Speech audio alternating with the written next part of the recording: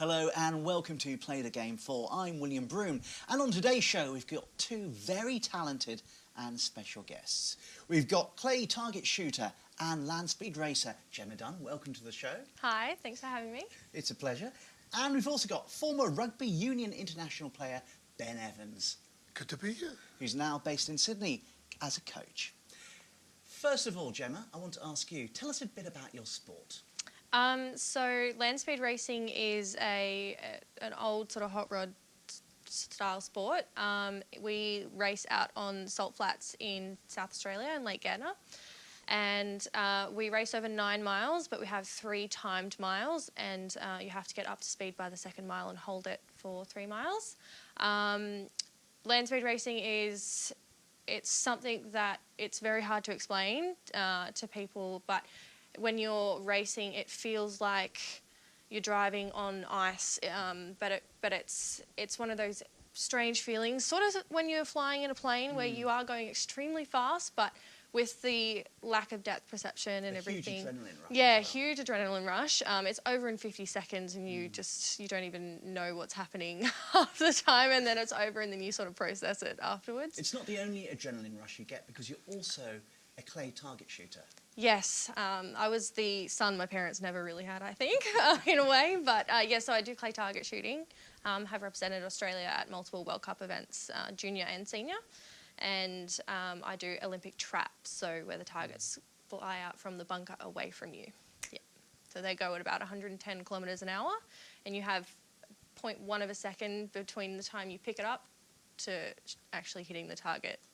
Otherwise, it gets out of range pretty quick. So for the two sports, are you mixing with two very different types of people? Yes, absolutely. Land speed racing, you have a very community, amateur motor racing sort of feel. It's not a professional sport, whereas with clay target shooting, a lot of these people that I am competing with, we have the common goal of trying to get to the Olympic Games. So it's very much a high performance sport. We are very structured like a high performance sport with the Sports Commission, and it's extremely tough in the fact that we can all be just as good as each other, but it can come down to the day, the way you see one target, and that one target can make an entire difference to your team selection at events. Ben Evans, on to you. Former Rugby International Union player for Wales, now based in Sydney. Tell us about your sport. My sport, it's always been rugby union. I think being from Wales, it's something that's in your blood, it's in your DNA, it's what you grew up with. When you went to school, you didn't have choices, you played rugby. That was it. And I think when I was growing up, I was always aspiring to play for the Welsh rugby team like any young boy does, and I was lucky enough to do that. The game turned professional, I think it was in my second year of university. I decided to finish university, and then I turned professional a year after, and it was the best thing I could have done. I wanted to finish my sports science degree, got into it, and then rugby's been really, really good to me. I think I had 17 years playing professional rugby. And I'm very lucky in the sense of what the game gave me. I think it probably took me a long time to realise it, and it wasn't until towards the end of my career that I really realised how much I've been blessed with, how much it's given me. You know, and not just some wonderful skills, you know, as a human being, but friends, what it taught me. I think the thing about playing in a team, in an elite team sport, is it develops you and makes you a better human being fundamentally. But I think the friends is a big thing. You know, it's the whole community of rugby, which is worldwide. And I was lucky enough that when I moved to Sydney, I automatically had a network to plug into. You know, friends, people I'd played against, had fights with, had beers with. You're a coach now here in Sydney in women's rugby. Is that about giving something back, do you think? That's it. I think you've just nailed it. I think what rugby gave me, I suppose what I'm trying now to do is give just as much back to the game. And I think in Australia, it probably needs a helping hand. I think, you know, I've spoken with friends about it and other coaches. There are so many people passionate about the game, mums and dads and youngsters who want to play the game. But we're fighting a battle at the moment. against other sports that are really attractive. They're not just about the money, but you know, your AFL, rugby league, and soccer. You know, I think those three alone, even if you forget cricket, because it's more of your summer sport, but they've eclipsed rugby union. And it's sad, but I think it's a case of all hands on deck. Yes.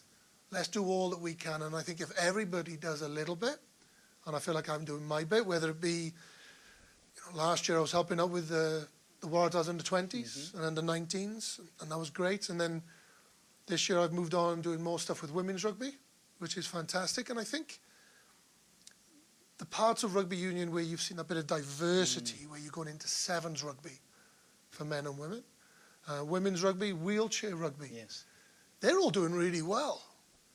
But the hard thing, and it's, like I said, it's where we need a bit of help, is the 15-a-side game is struggling a little bit.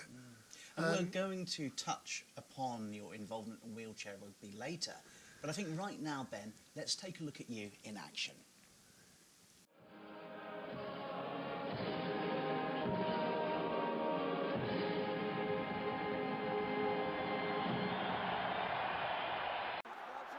We'll have another chance now as Dwayne Peel prepares to feed the scrimmage just 5 metres from the All Black line.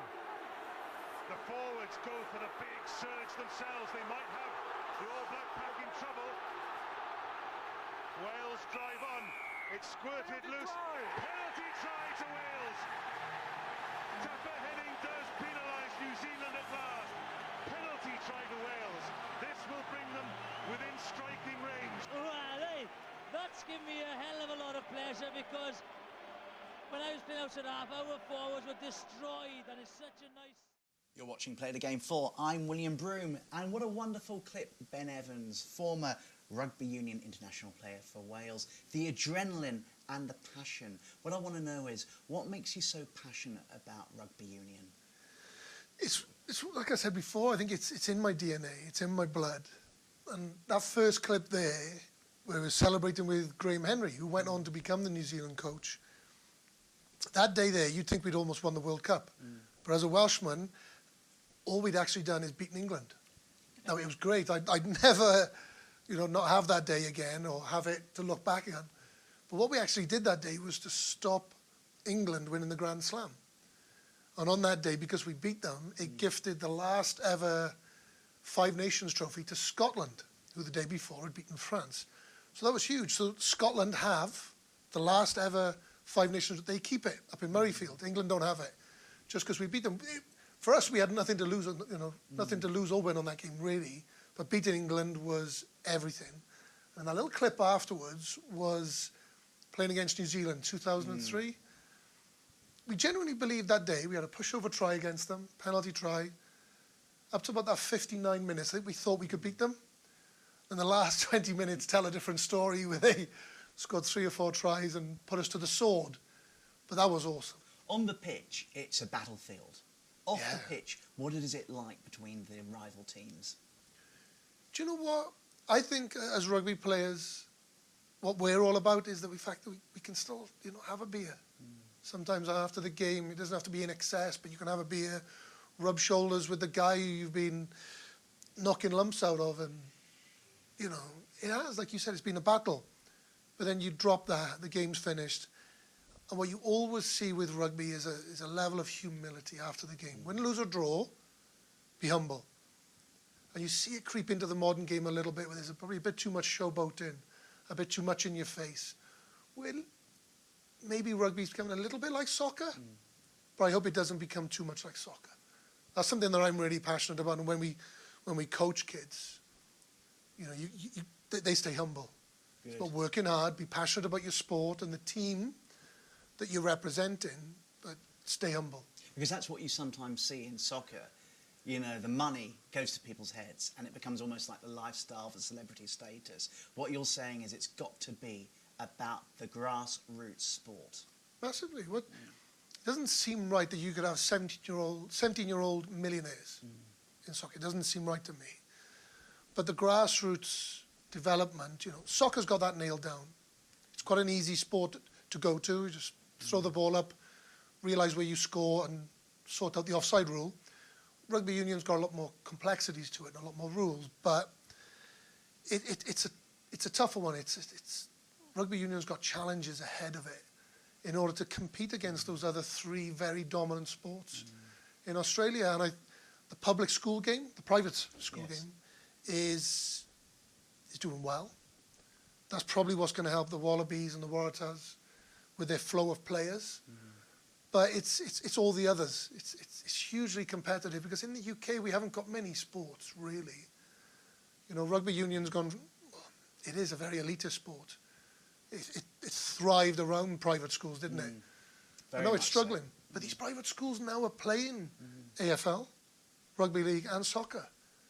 And for your young white Eastern Suburbs kid, you know, young Johnny's there, and mummy and daddy don't want Johnny getting battered anymore, playing against, you know, Islander and Polynesian kids, because they see it to be a disadvantage. Ben, thanks very much. Gemma, let's see you in action.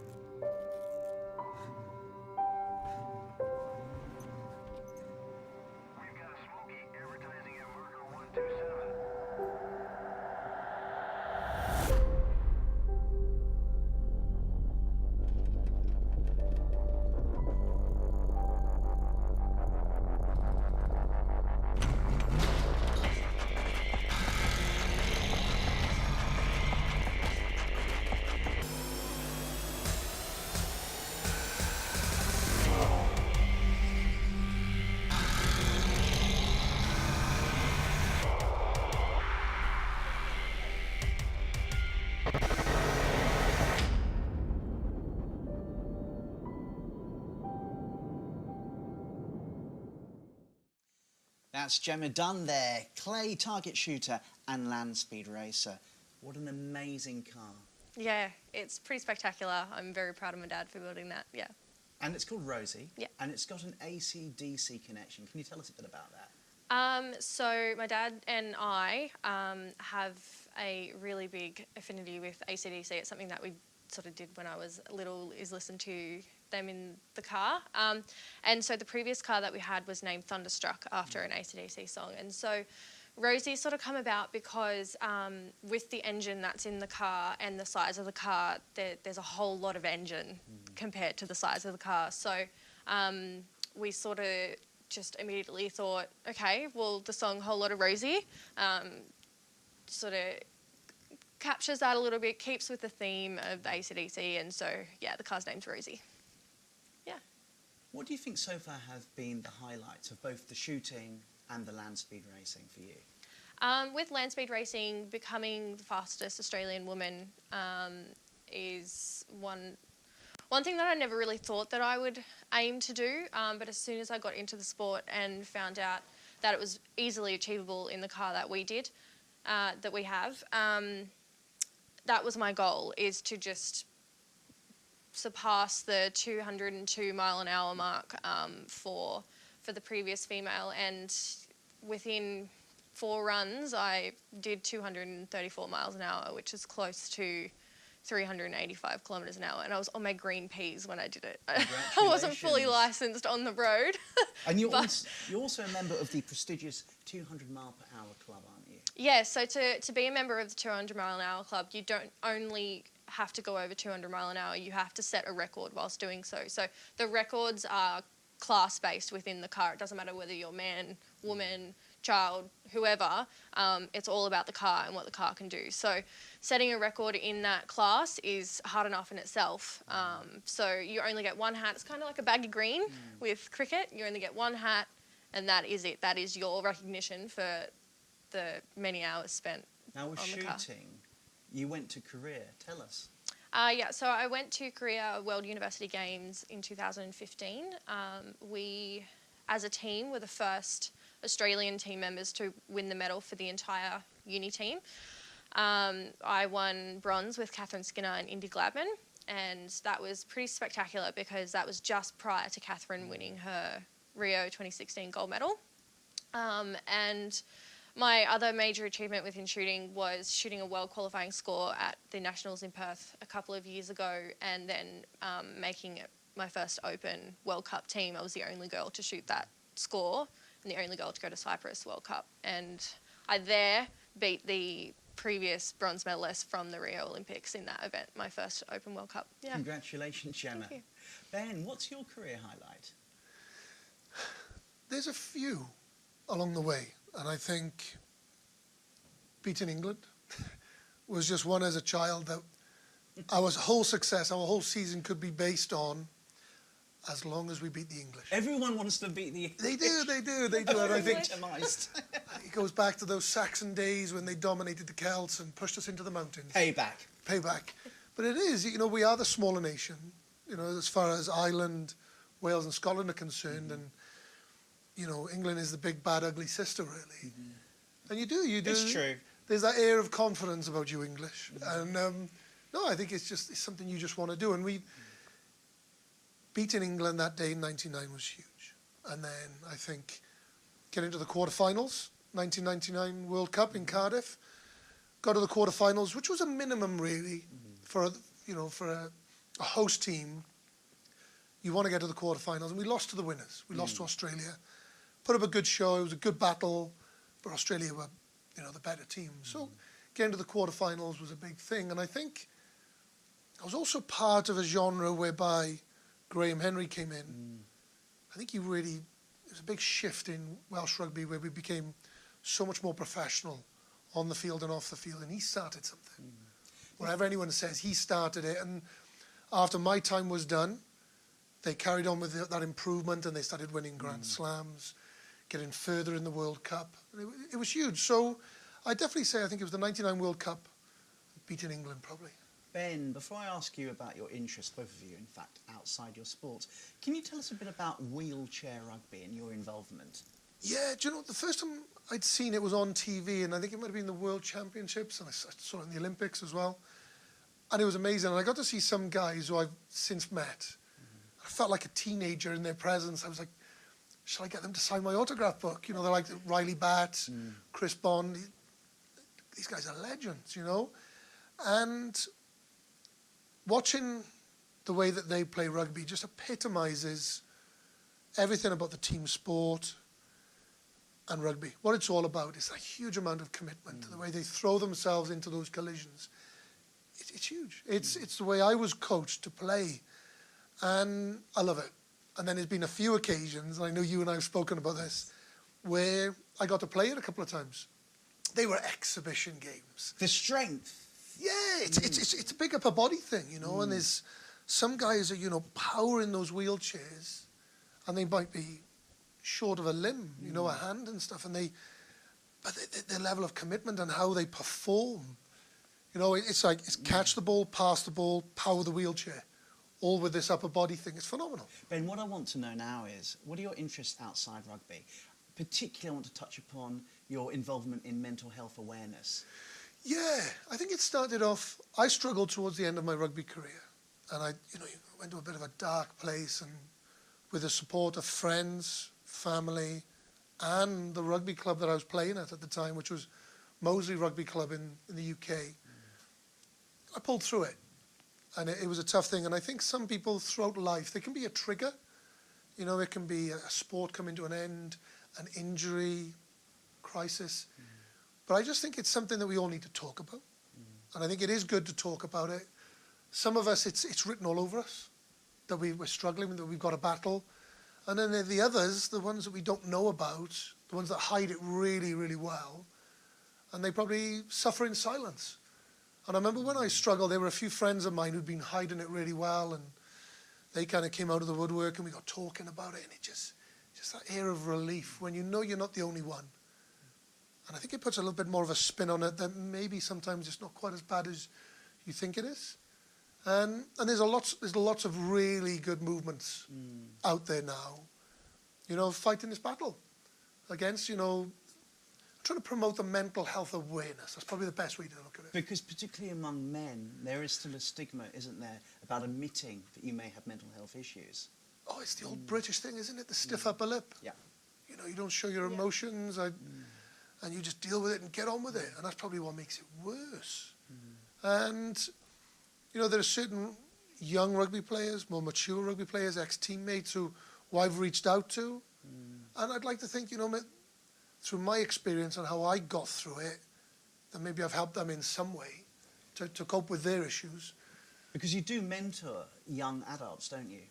Yeah, you know, I think every time you coach someone, you're stepping into some kind of mentoring capacity, because you're not just teaching them about the sport. I think you're teaching them good habits as a human being, because if they're not successful and they don't make it to the top as an elite, you know, performer, surely we can still give them some good fundamentals to take them on into the next stage of their life, whether it just be work or just about being a really good human being. Because you really are giving so much back to the community. You coach rugby players, you mentor young people, you help with mental health awareness, but you also feed the homeless. Yeah, that's awesome. And I think if I've suggested it to a few people that, you know, a couple of people who might have some mental health issues, it's probably just to get a reality check sometimes. You know, to realise that we do have a lot of good things in our life, most of us. But then when you go and do something like that, you go into the streets of Sydney and you see almost an underworld that some people are so blinkered to. And it just, take those blinkers off. Go and realise. And, you know, my wife, wonderful human being, but then she felt almost kind of liberated. Just those blinkers came off her and she was like, wow, I didn't realise the depth of despair that some of these people on the streets are struggling with. And it's enlightening. It's something I do regularly. I'm doing it again next week. I try to do it at least once or twice a month, and it gives me my reality check. Fantastic, Ben, and thanks. It's very inspiring and very humbling as well to hear all of that. Thank you. Oh, thank you. Gemma, what are your interests outside the sports that you do? Well, it's a tough one, because at the moment I'm very engrossed in my world of sport. They take up your life, don't they? Yeah, it's and particularly going between the two. I mean, if I said I was just a clay target shooter, I would say my interest is land speed racing or vice versa. But at the moment, I'm just being a young person trying to establish myself within life and, you know, my place, and just trying to buy a house in Sydney, just simple things, you know. You spend so much time of your life dedicated to your sport and what's the next step and getting on the next plane, that sometimes just getting back to reality and back to, okay, if I don't quite become so successful in what I want to do, what else have I got out there? So my real passion is starting to develop giving back to my sport as well, such as Ben. I am now a coaching and membership development manager within shooting, so I don't just try and compete. I now am trying to develop the grassroots through my own experiences as a young female within a very male-dominated sport. So that is a passion, and I work with other young shooters, up-and-coming people who don't quite know how to handle or find their position within the ranks and things like that as well. So that's what I do. I can't really escape it. It's your life, it follows me everywhere I go. In the video we watched, we saw your father and your brother. Yeah. Do you think, particularly the land speed racing, it's brought your family closer together? Oh, 100%. We are the fastest family out there, and something about that, I'm extremely proud of my dad for his skills in craftsmanship of the car. And my brother, he's in motor racing within drifting and things like that as well. So he's just expanded outside of that. And he's actually been asked to drive another gentleman's car who was a founding member of our association. So that sort of thing that people look to us as a family and see, oh, this is so cool, you know, like there's a young girl and her brother and her dad doing something together, a bit out of the ordinary.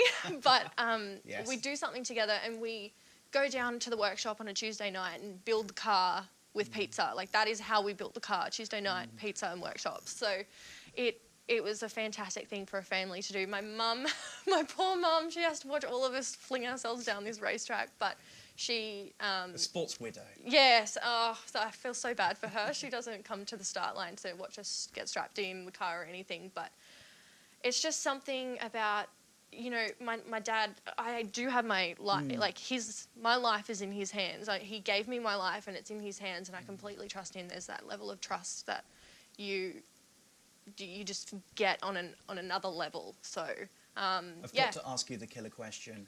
Which of your two sports do you prefer? Oh no, that's a horrible question. I've got to ask it. I don't. That's really tough, just because they're so different. In some ways, people could say they're both adrenaline-seeking, but I find shooting is incredibly calming. You have to have such a mental toughness to compete in clay target shooting. It is insane, and there's so many cross relations between the two in that regard. I like land speed racing because it's something different. It's a really good talking point. Not many people know about it. It's something that I'm trying to build awareness about. But out of the two, no, I can't separate them. Too They're difficult. yeah, it's way too difficult. What are your hopes, Gemma, for the future? So for the future, I want to, my focus at the moment is more on our land speed racing. We're trying to develop a good network of sponsors, and we are working on a cross partnership with another female racer, not in land speed racing. So we're trying to develop a women's only team. It's just brand new, but the sort of idea is being floated.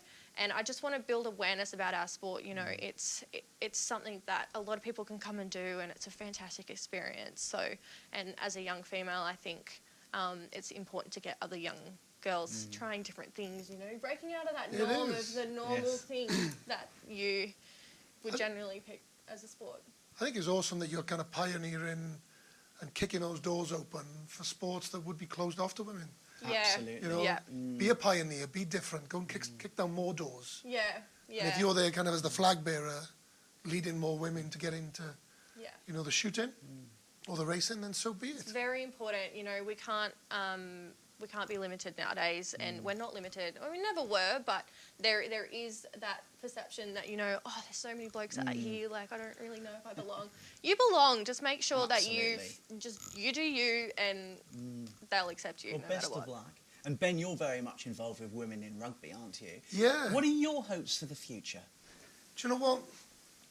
I think that growth in women's rugby has been huge, and I think when you come from nothing, you will just automatically see growth. Even if it's just one person the next day and then the day after there's two people, you're automatically going to see growth, which is great. And I hope you get that in your sports as well. Absolutely. I think women's rugby's got a lot to learn from men's rugby. And the bit that I love about coaching the Waratahs women's team right now is there's a lot of diversity in the team, which is fantastic. And where there's a huge success of what 15s rugby is about, it covers all women and men of all shapes and sizes. There's a position on the field for everyone. For someone of your build, my build, everything. It covers everyone. You're not going to get lost in 15-a-side rugby union. We'll find something for you. And it's, like rugby union is, it's all inclusive. Thanks so much, Ben. Our guests today have been Ben Evans and Gemma Dunn. I've been William Brougham, and you've been watching Play the Game 4. Until next time, bye-bye.